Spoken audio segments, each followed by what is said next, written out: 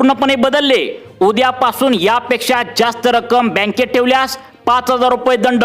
State bank post ऑफिसने नवे 5 नियम आता कोणते लागू केलेत या ठिकाणी तुम्ही पाहू शकता। देशभरातील बँकिंग नियमामध्ये सर्वात मोठा बदल या ठिकाणी करण्यात येत आहे। वाढत्या फसवणुकीला आळा घालण्यासाठी सरकारच्या माध्यमातून बँकांचे नवीन नियम आता लागू करण्यात येत आहे। याचा मोठा फटका बँकेतील ग्राहकांसाठी होणार आहे। यामध्ये इतक्यापेक्षा जास्त रक्कम बँकेमध्ये तुम्हाला आता ठेवून चालणार नाही, अन्यथा तुमच्याकडून दंड आता आकारण्यात येणार आहे। तसेच तुमचं जर बँकेचं खातं bank of India, Maharashtra bank, state bank of India आणि पोस्ट ऑफिस अशा सरकारी बँकेमध्ये जर खातं खोललं असेल आणि जर ही चूक तुम्ही केली तर 5,000 रुपयांचा दंड तुम्हाला या ठिकाणी आकारण्यात येईल। हा 5,000 रुपयांचा दंड तुमच्या ठेवलेल्या कष्टाच्या पैशातून कट करण्यात येईल।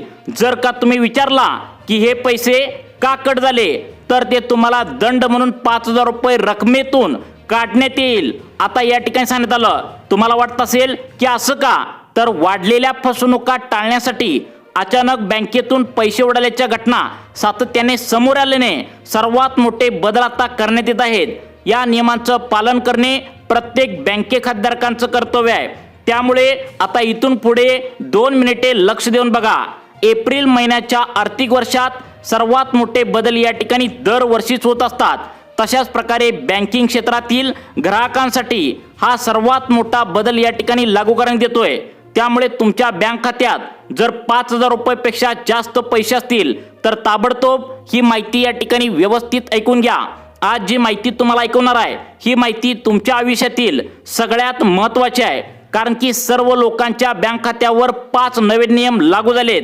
विशेषतः महाराष्ट्र बँक, त्या ठिकाणी bank of India, state bank of India आणि पोस्टातील ग्राहकांसाठी हे नवे नियम अत्यंत महत्त्वाचे आहेत। त्यामुळे या 5 पैकी शेवटचे 4थ्या नंबरचा 5वा नंबरचा नियम या ठिकाणी लावण्यात आलाय, तर तो त्या ग्राहकांसाठी आहे ज्यांचे आता 5,000 रुपयेपेक्षा जास्त बँकेमध्ये रक्कम आहे। त्या ग्राहकांसाठी हे नियम लावण्यात आलेत। तसेच तुमचं जर वय वर्ष 60 वयाच्या वरील असेल आणि तुमचं जर बँकेचं खातं स्टेट बँक ऑफ इंडिया आणि पोस्ट ऑफिसमध्ये उघडलं असेल तर तुमच्यासाठी एक आनंदाची बातमी देखील सांगण्यात आल्या। काही फायद्याचे नियम बदललेत तर काही तोट्याचे सुद्धा आहेत। काही असे नियम आहेत ज्यामुळे खिशाला कात्री या ठिकाणी तुमच्या या नियमामध्ये लागू शकतात, ज्याचा फटका सामान्य माणसाला सर्वाधिक बसणार असल्याची शक्यता वर्तवण्यात आल्या। त्यामुळे देशभरातील कोणत्याही बँकेत तुमचं खातं या ठिकाणी उघडलेलं असेल तर या नियमांतर्गत तुम्हाला काय काय कामे करायची आहेत। तुमच्या बँकेमध्ये आता पहिला जी रक्कम तुम्ही ठेवत होता तितकी रक्कम तुम्हाला आता इथून पुढे ठेवून चालणार नाही। यामध्ये महत्त्वाचे बदल आता करण्यात आले आहेत। यापेक्षा जास्त रक्कम इथून पुढे तुम्हाला ठेवल्यास दंडाच्या स्वरूपात रक्कम तुम्हाला काढण्यात येईल। अशा प्रकारच्या बातम्यांना जोर धरू लागलाय। अचानक आज सकाळी सोलापूर जिल्ह्यातील एका मोठ्या बँकेमध्ये शेकडो लोकांची गर्दी होती, कारण या ठिकाणी खात्यातून 1,000 रुपये या ठिकाणी आता कापून घेतले आहेत। जेव्हा गर्दीने आता या बँक मॅनेजरला विचारलं तेव्हा त्या बँक मॅनेजरने उत्तर दिलं की तुमच्या सगळ्यांच्या खात्याला दंड लावलाय, तुम्ही बँकेचे 5 नियम मोडलेले आहेत, त्यामुळे तुम्हाला दंड झाला। हे चित्र आहे एका बँकेतील, जिथे खातेधारकांच्या खात्यातून पैसे दंड म्हणून या ठिकाणी आता कापले जाऊ लागलेत। हा दंड आता सर्व बँकेतील सर्व खात्यांना आता लागणार आहे। आता जर तुमच्या बँक खात्यामध्ये आता या ठिकाणी 5,000 रुपये या ठिकाणी जास्त असतील, म्हणजे 5,000 पेक्षा जास्त रक्कम असेल, तर तुम्ही हे नियम आता पाळले नाही तर तुमचे पैसे देखील कापून घेतले जातील। कारण की 99% लोकांचा प्रॉब्लेम झालाय। कालपर्यंत परिस्थिती वेगळी होती, पण आजपासून सरकारने नवीन प्रकारचे नियम या ठिकाणी कडक केलेल्या पाहायला मिळतंय। रिझर्व्ह बँक ऑफ इंडिया यांनी बँकांना एक नोटीसद्वारे कालच या प्रकारची माहिती दिल्या, ज्यामुळे आता सर्व लोकांच्या खात्यातील पैसे धोक्यात आले आहेत। आता जर तुमचं खातं state bank of India, post office, bank of India आणि बँक ऑफ महाराष्ट्र किंवा या व्यतिरिक्त प्रायव्हेट बँका, सरकारी बँका अशा कोणत्याही बँकेत जर तुमचं खातं असलं तरी तुम्हाला या 5 नियमांचे पालन करावे लागेल। पहा, जर ही माहिती तुम्ही ऐकून घेतली नाही, अचानक खात्यातले पैसे जर काढून घेतले आणि जे तुम्हाला कधीच मागे मिळणार नाही आहेत, कारण की एका खात्यामध्ये काहींना 2,000 रुपयांचा दंड लागलाय, काहींना 5,000 रुपयांचा दंड, तर काहींना 25,000 रुपयांचा दंड या ठिकाणी लागलाय।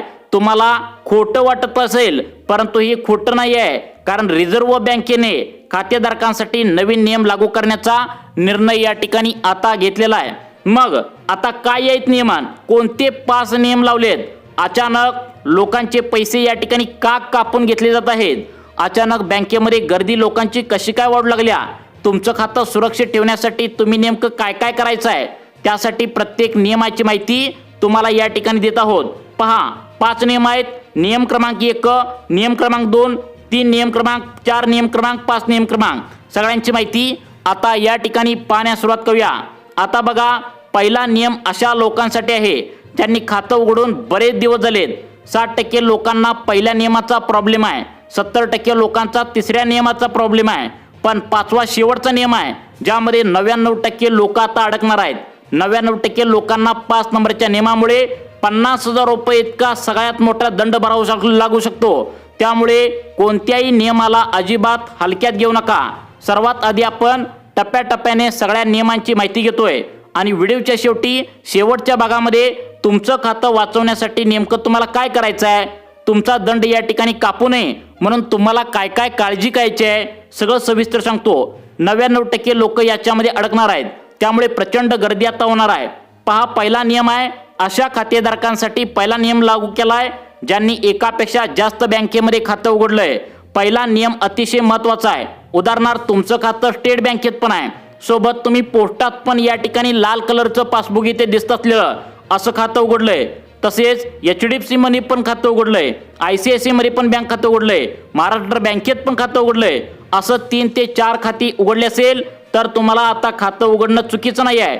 पण समस्या या ठिकाणी तेव्हा निर्माण होते की तुम्ही हेच खातं मेंटेन करत नाही, यामध्ये तुम्ही किमान बॅलन्स ठेवत नाही।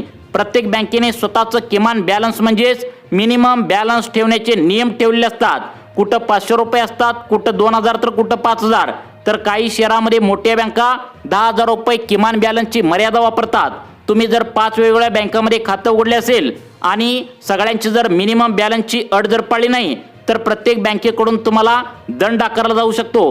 हा दंड 1000 रुपयापासून 25 ते 50,000 रुपयेपर्यंत असू शकतो। आता सगळ्यात महत्त्वाची गोष्ट हा झाला पहिला नियम। आता पहिल्या नियमामध्ये एकापेक्षा जास्त बँक खाते उघडले असतील तर त्यांच्यासाठी सूचना आहे। दुसरा नियम, तिसरा, चौथा, 5वा, आता हे जे नियम आहेत हे ऐकल्याशिवाय व्हिडिओ बंद करू नका। 99% लोकांना शेवटच्या 5व्या नियमांतर्गत प्रचंड मोठा दंड इथून पुढे आता होणार आहे। 2 बँक खाते असणाऱ्यांसाठी पहिला नियम आणला, त्यामध्ये जर एकाच मोबाईल नंबरला जर अनेक बँका खात्यासोबत तुम्ही जोडलेला असेल, खातं लिंक केलं असेल तर मोठा धोका होण्याची शक्यता आहे। त्यामुळे एक मोबाईल नंबर आणि 2 पेक्षा जास्त अधिक खात्यांना तोच मोबाईल नंबर जोडला असेल तर तुमच्या मोबाईलच्या वापरानं अर्जंट तुम्हाला मोठा दंड होऊ शकतो। आता वळूया दुसऱ्या नियमाकडे, जो आता तब्बल 60% लोकांच्या बाबतीत घडतोय। बघा, अनेकांनी उत्साहात खाती उघडली आहेत, परंतु ती वर्षानुवर्षे अजिबात ती खाती वापरलीच नाहीत। जर तुमच्या खात्यावर 24 महिने 1 रुपयाही व्यवहार झाला नसेल तर ती निष्क्रिय खाते घोषित केले जाणार आहेत। अशा खात्यातील पैसे आता अडकतातच, पण सर्वात भीतीदायक गोष्ट म्हणजे सायबर गुन्हेगार अशाच मोकळ्या सोडलेल्या आता खात्यांचा बेकायदेशीर कामांसाठी वापर करतात। जर तुमच्या नावाच्या खात्यातून असं काय गैरव्यवहार झाला तर सरकार दंड तर लावेलच, परंतु तुम्हाला जेलची हवाई या ठिकाणी आता खावी लागू शकते। त्यामुळे अशी खाती तातडीने बंद करा किंवा या ठिकाणी पुन्हा ती पैसे टाकून सुरू करा। येथेच थांबू नका, कारण तिसरा नियम 80% लोकांना लागू होतोय, जो तुमच्या आधार कार्डशी संबंधित आहे। आज कोट्यावधी लोकांचे आधार कार्ड 10 वर्षापूर्वीचे आहे। या काळात तुमचे पत्ते बदललेत, मोबाईल नंबर बदललाय, पण आधारवर जुनीच अजून पण माहिती आहे। बँक आता KYC संदर्भात पावले कडक उचलत आहेत। जर तुमचे आधार कार्ड जर या ठिकाणी अपडेट नसेल तर व्यवहार इथून पुढे कधी तुमचा आता रोखला जाऊ शकतो, लक्षात ठेवा। 30 ते 40% लोकांच्या डोक्याला ताप देणारा चौथा या ठिकाणी नियम आहे व्यवहारांची मर्यादा। आजकाल फोन पे, गुगल पे मुळे सतत छोटे छोटे व्यवहार तुम्ही करता। अचानक तुमच्या खात्यात मोठी रक्कम आली किंवा तुम्ही एकदम मोठी रक्कम बाहेर काढली तर बँक तुमच्यावर संशयास्पद हालचाल म्हणून पाळत त्या ठिकाणी ठेवली जाते। जर करता 10 लाखांच्या वरती एका दमात व्यवहार त्या ठिकाणी एकदाच केला तर तुमच्या हक्काचे खाते ब्लॉक होऊन तुम्ही मोठ्या तांत्रिक घोटाळ्यात या ठिकाणी आता अडकू शकता। पण मित्रांनो, खरा धोका तर 5व्या शेवटच्या नियम दडलाय, जिथे आपल्याला तब्बल 99% जनतेची फसवणूक या ठिकाणी होते। आपण आजकाल किरकोळ खरेदीसाठी ऑनलाईन पेमेंट करतो, खात्यातले पैसे या ठिकाणी आता किती उरलेत याकडे आपलं लक्षच नसतं। हा 5वा नियम म्हणजे मिनिमम बॅलन्सचा सप्लाय। जेव्हा तुमच्या खात्यातील रक्कम बँकेने ठरवून दिलेल्या मर्यादेपेक्षा खाली जाते, तेव्हा बँक तुमच्यावर दंडाचा जबरदस्त भडका उगारते। अनेकदा तर या ठिकाणी खाते मायनसमध्ये गेल्यामुळे लोकांचे हजारो रुपये कापले जाऊ शकतात। म्हणूनच हा व्हिडिओ संपताच सर्वात आधी आपला मोबाईल काढा आणि आपल्या बँकेतील बँक बॅलन्स चेक करा। तुमच्या खात्यात किमान 5000 रुपये किंवा तुमच्या बँकेने ठरवून दिलेली रक्कम किती आहे याची खात्री करा। आतापर्यंत तुम्ही जे 5 नियम ऐकले हे केवळ तांत्रिक नियम नाही, तर तुमच्या कष्टाच्या पैशाने आता जमवलेले पैशाबद्दल आहेत। त्यामुळे आता आजकाल आपण पाहतोय की बँकिंग सिस्टीम किती या ठिकाणी आता क्विक झाल्या। आपल्यापैकी अनेक जण आता सामान्य मध्यवर्गीय लोक आहेत, जे रुपये जमा करतात, पण केवळ एका छोट्या गोष्टीमुळे किंवा माहिती नसल्यामुळे तुमचे 2-3 हजार रुपये विनाकारण कापले जाऊ शकतात। किती त्रास होतो हे तुम्ही सुद्धा समजू शकता। म्हणूनच हा व्हिडिओ फक्त माहिती देण्यासाठी नाही, तर तुम्हाला सतर्क करण्यासाठी बनवलाय। आता तुमचं मत काय आहे? सुरक्षित ठिकाणी तुमचं खातं या ठिकाणी आता आहे का, हे तुम्हाला या ठिकाणी नक्की चेक करायचं आहे। नीट समजून घ्या, मी तुम्हाला 5 सोप्या स्टेप सांगतो, त्या फॉलो करा आणि या ठिकाणी तुम्ही तुमचं खातं सेफ ठेवा। स्टेप 1, सर्वात आधी तुमच्या मोबाईलमध्ये बँक बॅलन्स चेक करा।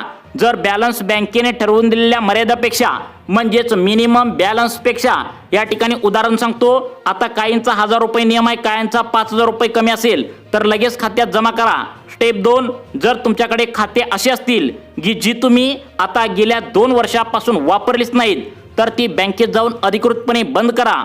या ठिकाणी खाती आता सांभाळून ठेवा, दंड भरू नका। स्टेप 3, तुमचं आधार कार्ड 10 वर्षापूर्वीचं असेल ते ऑनलाईन किंवा जवळच्या केंद्रावर जाऊन पटकन तुम्ही आता अपडेट करा।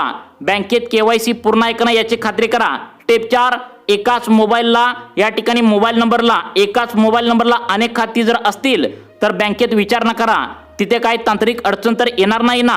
स्टेप 5, महत्त्वाचं म्हणजे कोणत्याही आता ओळखीची या ठिकाणी अनोळखी लिंकवर क्लिक करून बॅलन्स चेक करू नका। बँकेच्या अधिकृत ॲपचाच वापर करा।